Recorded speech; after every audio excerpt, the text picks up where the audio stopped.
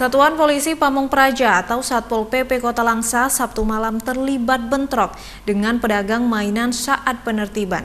Dalam video amatir yang direkam warga, terlihat seorang petugas dengan arogan menginjak-injak barang milik pedagang.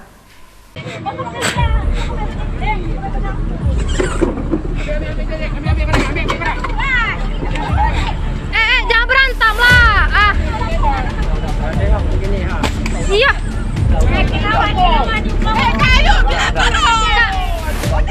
Bentrokan terjadi saat petugas Satpol PP mengusir para pedagang dari lapangan Merdeka Kota Langsa. Seorang petugas malah merampas barang dagangan seorang nenek dan menginjak-injak di depan umum. Dan sempat terjadi perkelahian dengan pedagang. Sementara petugas yang lain berusaha melerai dengan mengamankan petugas yang arogan.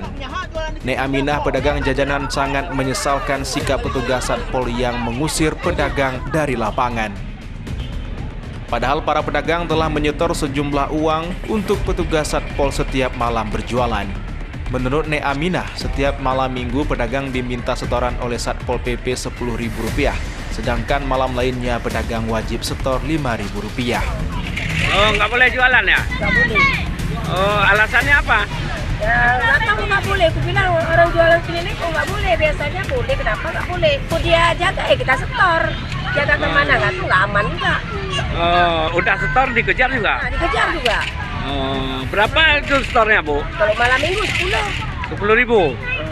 Oh, kalau malam Biasa mari di depan, di kutip, di belakang udah diusir. Kayak mana kita cari makan?